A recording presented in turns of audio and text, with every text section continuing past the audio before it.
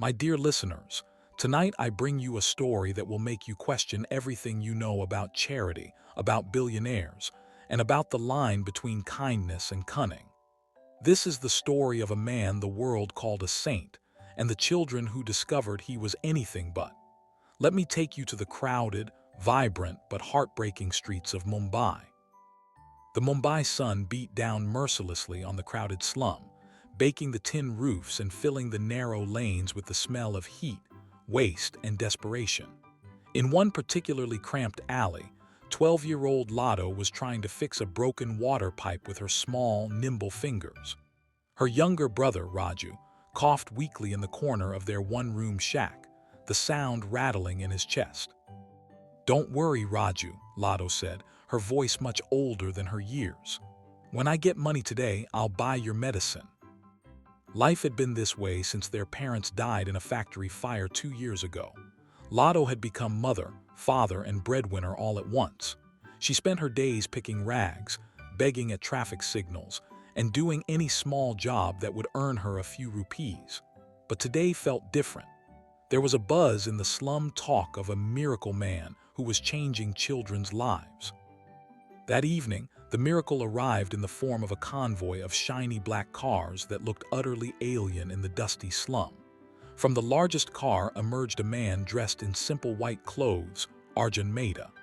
At 35, he was one of India's youngest billionaires, but he carried his wealth lightly. His eyes held a strange mixture of warmth and sadness as he looked at the children gathering around his car. "My children," he spoke, his voice gentle yet commanding. "I was once like you. I know what hunger feels like. I know what it means to sleep on cold pavement, and I have come to change that." Lado watched from a distance, her street-smart instincts making her wary. Rich people didn't come to slums unless they wanted something. Arjun continued, "I have built a home for children like you. A place where you will have good food, soft beds, education, and health care. No more hunger, no more suffering." The children's eyes widened with hope. One little boy asked, "You will be our new papa?" Arjun smiled and it reached his eyes. "Yes, beta, I will be your papa." That was how it began. Over the next few weeks, Arjun's team identified the poorest, most vulnerable children in the slum. Lado and Raju were among the first chosen. When they arrived at Heaven's Gate, Arjun's massive orphanage on the outskirts of Mumbai, they couldn't believe their eyes. It wasn't an orphanage, it was a palace. Marble floors, sparkling fountains, gardens that stretched for acres, and a building that looked more like a five-star hotel than a children's home. Each child got their own room with a soft bed, clean clothes, and toys. For the first time in years, Lado and Raju ate until they were full. Arjun visited every day. He knew each child by name, remembered their favorite foods, listened to their stories. He'd sit with them during meals, play cricket in the massive lawn, and read them bedtime stories. The children adored him. The media adored him even more. Newspapers called him the Angel of Mumbai, and television channels ran special features on his charity work. But Lado, whose life on streets had taught her to notice things others missed, began seeing cracks in the perfect picture. It started small. She noticed that there were cameras everywhere, not just security cameras, but small, hidden ones in their bedrooms and bathrooms. When she asked about them, the caretaker smiled and said, "For your safety, beta." Then there were the special doctors who visited every week. Not regular doctors who checked for fever or cough, but serious-looking men and women in white coats who conducted detailed medical examinations, blood tests, eye exams, memory tests, and other procedures Lado didn't understand. "These are the best doctors in Mumbai," Arjun explained when Lado asked. "I want to make sure all my children are healthy." But Lado noticed something strange.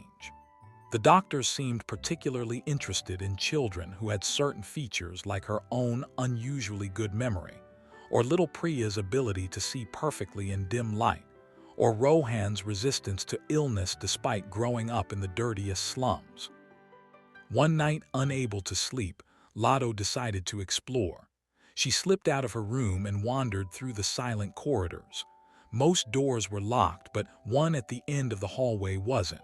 It led to Arjun's private office. The room was massive, with floor-to-ceiling windows overlooking the gardens. On his desk, Lado saw files with children's names and photos. Her own file was on top. Curious, she opened it. Most of it was normal, her medical history, school records, personal information. But then she saw a section that made her blood run cold. It was titled Genetic Compatibility and had complex medical terms she didn't understand. But some words stood out. Enhanced memory retention, high pain threshold, rapid cellular regeneration. Below that was another heading, Project Second Chance Subject 23. Just then, she heard footsteps approaching. She quickly put the file back and hid behind the curtains. Arjun entered with Mr. Kapoor, his business partner. "The initial results are promising," Mr. Kapoor was saying. "Subject 15 shows complete immunity to malaria. Subject 7 has unprecedented bone density. If we can isolate what makes these slum children so resilient, our new pharmaceutical division will revolutionize medicine." Arjun's voice was cold, completely different from the warm tone he used with children.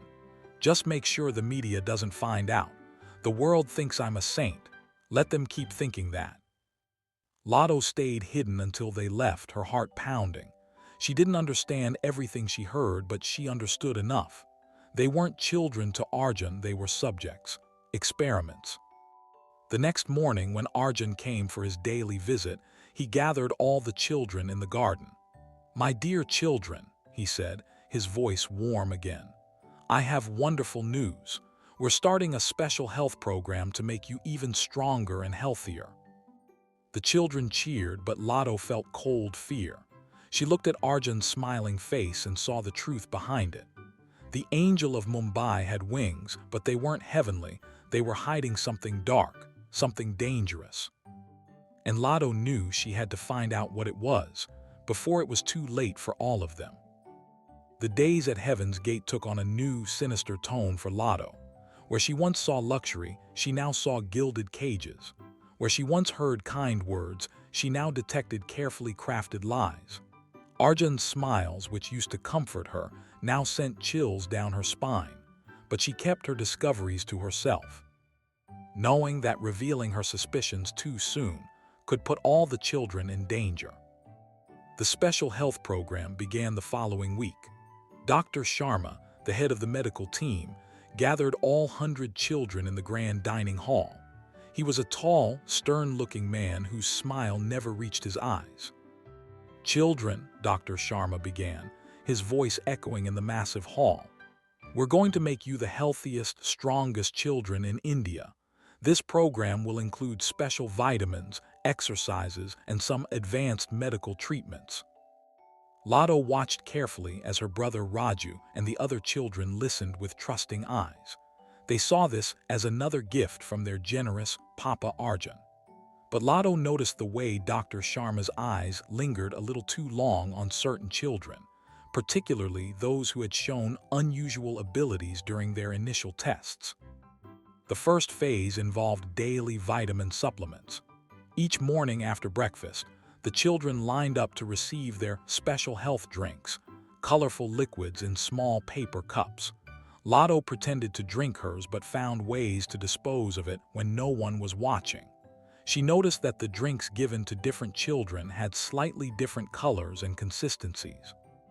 "Raju," she whispered to her brother one evening in their room, "you have to stop drinking the red medicine." Raju looked at her with wide, confused eyes. "But Dr. Sharma said it will make my cough better forever." "It's not medicine," Lado said urgently. "I think they're testing something on us." Raju, who trusted his sister more than anyone, reluctantly agreed. But the next day, when Lado saw the fear in his eyes as he tried to avoid drinking the supplement, she realized she needed proof before she could convince the other children or alert the outside world. Her opportunity came during the night of the big storm.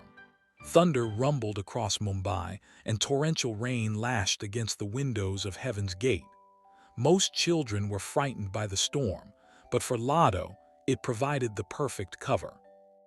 While the caretakers were busy calming the younger children, Lado slipped away toward the west wing of the building, an area that was always strictly off-limits to the children. She had noticed that Dr. Sharma and his team always disappeared in that direction after their daily rounds. The corridors in the West Wing were different, colder, more clinical, with fluorescent lights instead of the warm yellow lighting in the children's areas. Lado moved silently, her bare feet making no sound on the polished floors. She followed the sound of voices until she reached a door marked Research Wing, Authorized Personnel Only. The door was locked, but Lado had learned many skills on the streets, including how to pick simple locks with hairpins. Within moments, she was inside. What she saw made her blood run cold. The room looked like a laboratory from a science fiction movie. Rows of computers showed complex data and graphs. Glass cabinets contained vials of blood and other samples labeled with children's names. But most disturbing were the charts on the walls, detailed maps of children's genetic codes, with certain sections highlighted in red. One chart caught her eye. It showed her own name, Lado Sharma, with the heading Subject 23, Enhanced Cognitive Functions. Below it were notes: photographic memory confirmed, problem-solving skills exceptional, requires higher dosage for suppression. Suppression. They were trying to suppress her abilities. She moved to another chart showing Raju's information. Subject 41, Rapid Cellular Regeneration. The notes mentioned his recovery from a severe fever that should have been fatal when he lived in the slums. Resistance to common pathogens remarkable. Potential for vaccine development. Lado's hands trembled as she continued exploring. She found files detailing Project Second Chance, Arjun's plan to use the children's unique genetic traits to develop new medicines and treatments that he could patent and sell for enormous profits. The children weren't just test subjects, they were living laboratories. In a locked drawer, she found the most damning evidence: photographs of children who had been at Heaven's Gate before them. Their files were marked, Phase 1 completed. Where were these children now? The documents didn't say. Suddenly, she heard footsteps approaching. She quickly hid behind a large medical cabinet just as Dr. Sharma and two assistants entered the laboratory. "The storm has caused power fluctuations," one assistant said. "We should check the storage units." Dr. Sharma sighed impatiently. "Make it quick. Mr. Mehta wants the initial findings on the malaria resistance study by tomorrow. The pharmaceutical conference is next month, and we need preliminary data." "Subject 15 is showing remarkable progress," the other assistant said. "His blood samples are completely resistant to all tested strains of malaria." "Good," Dr. Sharma said. "Increase his dosage. We need to isolate what's causing that immunity before the investors' meeting." Lado stayed hidden, barely breathing, as the doctors worked nearby. She now understood the full horror of their situation. Arjun wasn't just studying them. He was actively experimenting on them, trying to replicate their natural resistances and abilities for commercial purposes. When the doctors finally left, Lado emerged from her hiding spot and quickly took photos of the most important documents with a smartphone she'd borrowed from a caretaker's office. She needed evidence that she could show to someone outside Heaven's Gate. But as she was about to leave, she noticed one more file, this one with Arjun's name on it. Curiosity overcoming caution, she opened it. Inside were photographs of a young Arjun, thin, ragged, living in slums much like the one she came from. Newspaper clippings detailed a tragedy from 20 years earlier, a fire in a Mumbai slum that killed dozens of children. Survivors mentioned a boy named Arjun who tried to save his friends but failed. There were medical reports too. Arjun had been diagnosed with a rare genetic disorder that was slowly destroying his nervous system. The prognosis was grim without a breakthrough treatment. He had maybe 5 years to live. Suddenly, Lado understood. Project Second Chance wasn't just about making money. It was literally Arjun's second chance at life. He was using the children's unique genetics to find a cure for his own condition. The realization should have made her hate him less, but it didn't. He was sacrificing 100 children to save one life, his own. Lado slipped back to her room just as the storm began to ease. Raju was still awake, waiting for her. "Did you find it?" he whispered. "The proof." Lado showed him the photos on the smartphone. "It's worse than I thought, Raju. We're not children to them. We're ingredients." Raju's eyes filled with tears. "What do we do, Diddy?" Lado hugged her brother tightly. "We need to be careful, we need to be smart, and we need to find a way to tell the world what's happening here." The next morning, during breakfast, Lado watched as Arjun moved among the children, patting heads and asking about their dreams. He paused by a little girl named Priya who had extraordinary night vision. "Papa Arjun," Priya said sweetly, "when I grow up, I want to be a doctor like you." Arjun's smile was warm, but Lado saw the calculation in his eyes. "Of course, Beta, you'll be the best doctor in the world." As he moved away, his eyes met Lado's across the room. For a moment, she saw something in his gaze, a flicker of recognition, as if he knew that she knew. Then he smiled at her, the perfect picture of paternal affection, and continued his rounds. Lado realized the danger had just increased exponentially. The game was no longer about discovering the truth. It was about surviving it. And she had to protect not just herself and Raju, but all 100 children trapped in this beautiful nightmare. The air at Heaven's Gate had changed. Lado could feel it, a subtle shift in the atmosphere, like the calm before a storm. Arjun's smiles seemed more measured now, his interactions with the children more observant. Lado knew he was watching her, though he never said anything directly. It was in the way his eyes lingered on her during meals, the extra questions he asked about her day, the sudden increase in random health checks for all the children. A week after her discovery in the laboratory, Dr. Sharma announced a new phase of the health program, overnight monitoring. To better understand your sleep patterns and how they affect your health, Dr. Sharma explained to the gathered children, his voice smooth as silk. "We'll be attaching small sensors to monitor your breathing, heart rate, and brain activity while you sleep." Lado's heart sank. This would make nighttime investigations impossible. She watched as the younger children, trusting and naive, nodded enthusiastically. They saw it as another exciting game arranged by their beloved Papa Arjun.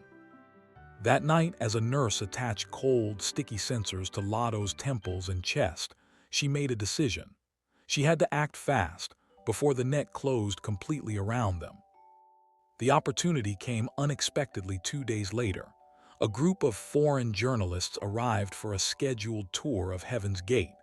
Arjun had become somewhat of an international celebrity, and media visits were common. But this time, Lado saw her chance. While the children were performing a cultural dance for the visitors, Lado pretended to have a stomach ache and slipped away to the bathroom. Instead, she made her way to the visitors' lounge where the journalists' bags were kept.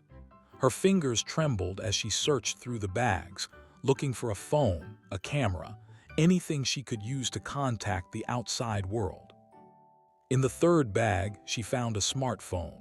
Her heart pounding, she quickly typed a message to the first number she could think of: Childline, the national helpline for children in distress.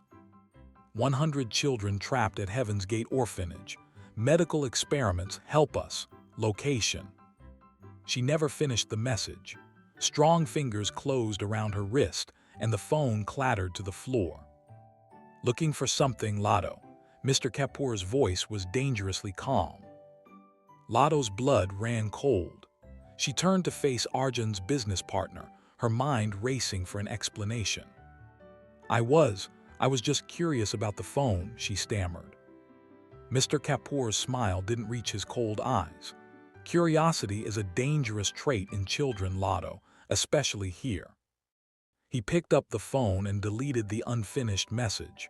"Come with me. Dr. Sharma wants to see you for a special checkup." The special checkup was unlike any medical examination Lado had ever experienced.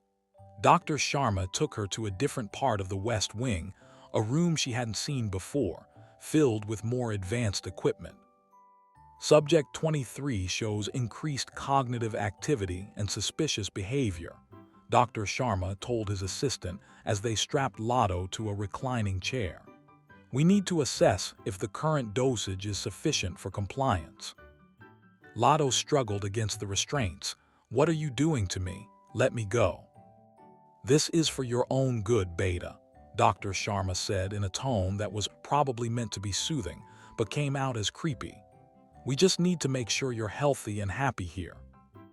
They attached electrodes to her head and began the procedure. A low humming sound filled the room, and Lado felt a strange buzzing sensation in her brain. Images flashed before her eyes, happy memories of Heaven's Gate, Arjun's smiling face, the other children laughing and playing. But mixed with these were unsettling feelings, a forced sense of contentment, a dampening of her suspicions, a fog settling over her sharp mind. She realized with horror what they were doing. They were trying to reprogram her thoughts, to make her compliant and trusting like the other children. Fighting against the mental fog, Lado focused on her anger, the betrayal she felt, the fear for her brother, the injustice of what was being done to all of them. She remembered the documents she'd seen, the children from Phase 1 whose fates remained unknown, Arjun's secret illness. "No," she screamed, throwing all her mental energy into resisting the procedure. "I won't let you do this." To her surprise, the machine began beeping erratically. Dr. Sharma frowned at the monitors. "Fascinating. Her resistance levels are off the charts. Increase the intensity." The buzzing grew louder, the pressure in her head becoming unbearable. Just when she thought she would lose consciousness, the door burst open. "Stop this immediately." Arjun stood in the doorway, his face pale but furious. "I gave no authorization for neural reprogramming." Dr. Sharma looked startled. "Mr. Mehta, Subject 23 was attempting to contact outsiders. She knows too much.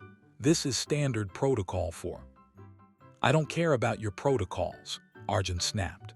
He moved quickly to Lado's side and began removing the electrodes. "I told you, no irreversible procedures without my direct approval." For a moment, as Arjun gently freed her from the restraints, Lado saw something genuine in his eyes, not the calculated kindness he showed the children, but real concern. Was it concern for her, or for his precious Project Second Chance? Back in her room, Arjun sat with Lado while she recovered from the ordeal. Raju hovered nearby, his small face tight with worry. "Lado," Arjun began, his voice soft, "I know you're confused and frightened, but everything we do here is to help you children." Lado looked directly into his eyes. "Are we children to you, Papa Arjun, or are we experiments?" Arjun's smile faltered for just a second. "What gave you that idea, Beta?" "I know about Project Second Chance," Lado said quietly. "I know about the genetic research. I know you're sick." The silence that followed was heavy and profound. Arjun's carefully constructed mask slipped completely, revealing the tired, desperate man beneath. "You're a very clever girl, Lado," he said finally, his voice barely above a whisper. "Too clever for your own good."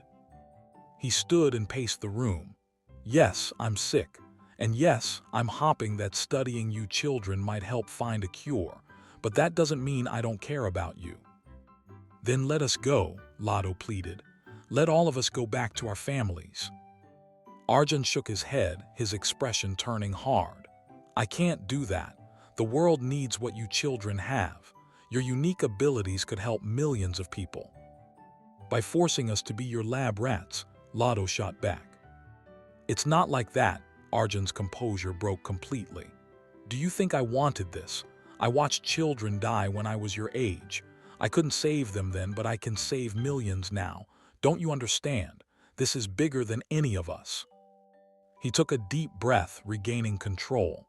"You will not speak of this to anyone, Lado. For your safety and for your brother's safety, you will behave like the other children. Is that clear?" After he left, Raju crept into his sister's bed.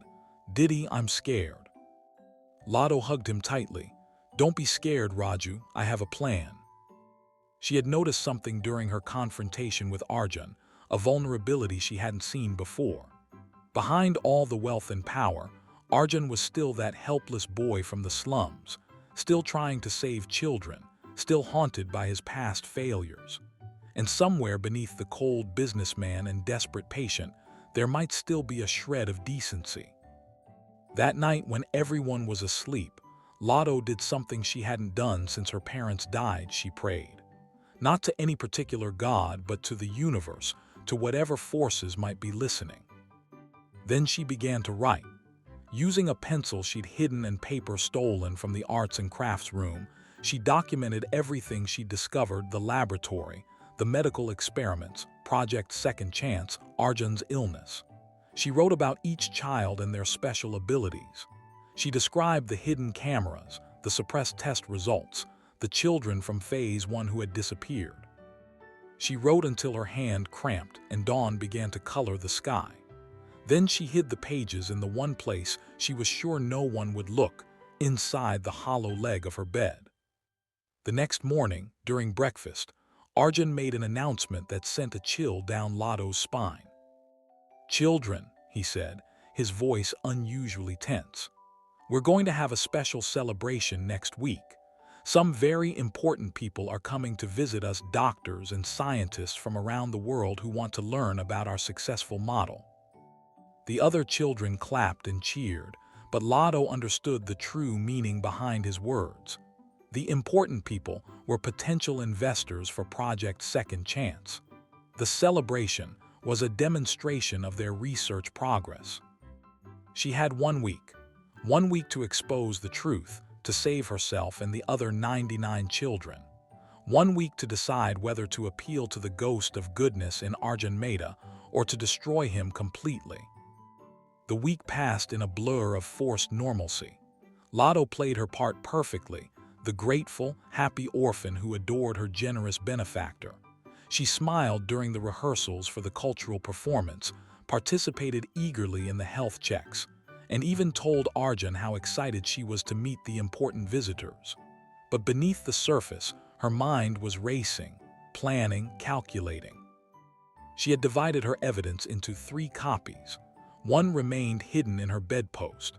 The second she concealed in the library inside a donated book about freedom fighters. She found it ironically appropriate. The third and most crucial copy she kept on her person at all times, sewn into the lining of her school uniform blouse. 2 days before the investor's visit, Lado noticed increased security. New guards patrolled the grounds, and the usually open gates of Heaven's Gate remained shut.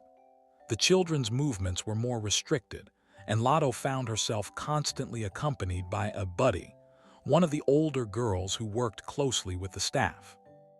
During art class, while painting landscapes of their happy home, Lado managed to slip a note to Rohan, a quiet boy who had shown remarkable resistance to malaria. "Be ready. Help will come soon," it read. Rohan's eyes widened slightly, but he gave an almost imperceptible nod. The network of trust among the children, forged through shared hardship, was their secret weapon. The night before the big day, Lado lay awake, her heart pounding. She had decided on her course of action. She would make one final appeal to Arjun's humanity. If that failed, she would use the investor's visit to expose everything. She slipped out of bed and made her way to Arjun's private office. To her surprise, the door was slightly ajar, and she could see him sitting at his desk, staring at an old, faded photograph. "Come in, Lado," he said without looking up. "I've been expecting you." She entered cautiously. The room was dimly lit, the only illumination coming from a small desk lamp that cast long shadows. "You're not like the others," Arjun said, finally looking at her. His eyes were tired, the weight of his secrets heavy upon him. "You see through the masks, don't you?" "I see the truth," Lado replied, her voice steady despite her fear. "I know you were once a child like us. I know you tried to save children from a fire and failed. I know you're sick now. But this," she gestured around the opulent room, "this isn't the way to redemption." Arjun's composure cracked. "You think I don't know that? Every night I see their faces, the children I couldn't save. And now I have a chance to save not just myself, but countless others. The research we're doing here could revolutionize medicine." "At what cost?" Lado's voice trembled with emotion. "We're children, not laboratory animals. You're becoming the very thing you hated, someone who uses and discards the vulnerable." She stepped closer, pulling the hidden pages from her blouse. "I've documented everything. The experiments, the suppressed findings, the missing children from phase 1. I know you had them transferred to another facility when they stopped being useful." Arjun stared at the papers, his face pale. "How did you?" "The same way I know that deep down, you're still that boy from the slums who wanted to help others," Lado said softly. "Let us go, Arjun uncle. Stop this before it's too late." For a long moment, there was only silence. Arjun looked from Lado's determined face to the photograph on his desk, a picture of him as a child, standing with his friends in the slum, all of them smiling, unaware of the tragedy that would soon claim most of their lives. Tears filled his eyes. I can't stop now. Too much is at stake. Too many people are counting on this project." Lado's heart sank. "Then you leave me no choice." She turned to leave, but Arjun's voice stopped her. "Wait." He took a deep, shuddering breath. "The investors arrive tomorrow at 10. The main presentation is at 11 in the conference hall. All the media will be there." Their eyes met, and in that moment, an unspoken understanding passed between them. He was telling her when and where to strike. The next morning, Heaven's Gate was buzzing with activity. Important-looking men and women in expensive suits arrived, their cars gleaming in the sunlight. The children were dressed in their finest clothes, their faces scrubbed clean, their smiles perfectly practiced. At 11 sharp, everyone gathered in the grand conference hall. Arjun stood at the podium, flanked by Dr. Sharma and Mr. Kapoor. The investors sat at the front, while journalists and cameras filled the back of the room. "Ladies and gentlemen," Arjun began, "welcome to Heaven's Gate, where we're not just saving children from poverty, we're unlocking the secrets of human potential." As he spoke about their groundbreaking work, Lado slipped away from the children's seating area and made her way toward the podium. Her heart hammered against her ribs, but her steps were determined. Mr. Kapoor moved to intercept her, but Arjun subtly shook his head, letting her pass.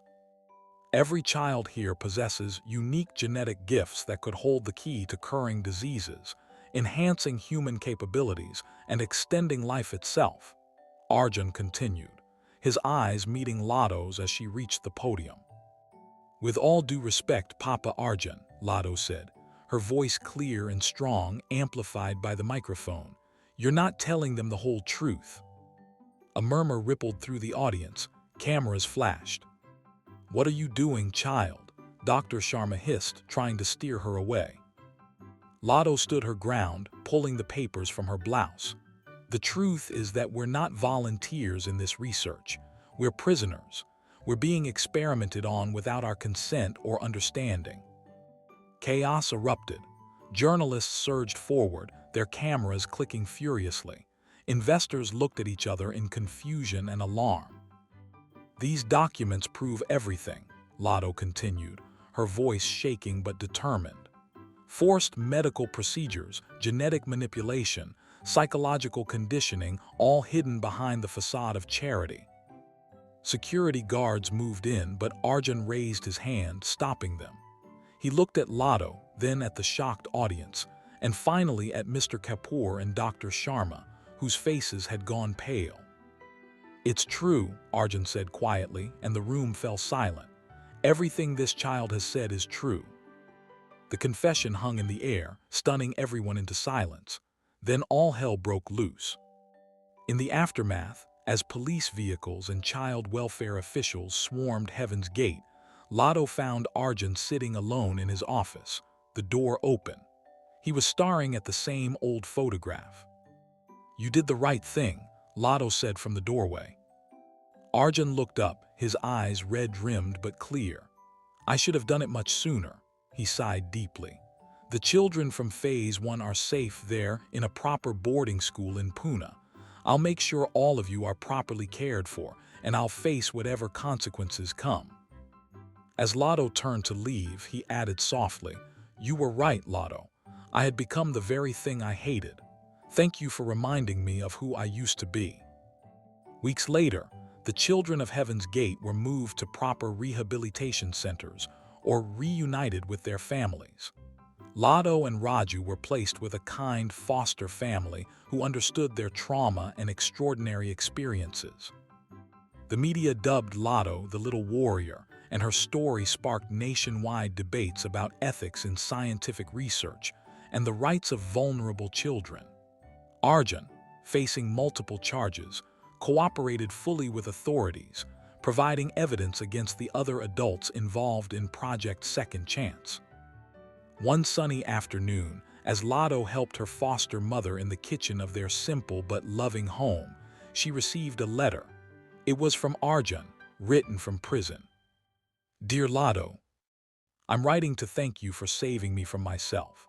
My illness is progressing, but I face it with a clear conscience now. Because of your courage, real reforms are happening in child protection laws. You didn't just save 100 children, you may have saved thousands more from similar fates. You were the true angel of Mumbai all along. With gratitude, Arjun." Lado folded the letter, a single tear tracing a path down her cheek. It wasn't a tear of sadness, but of closure.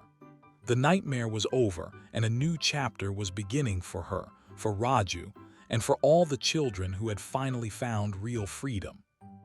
What did you think of this emotional? Proved that even the smallest voice can bring down the most powerful corrupt systems. If this story moved you, please follow our channel for more inspiring tales of courage and justice. Share your thoughts in the comments. What was the most powerful moment for you?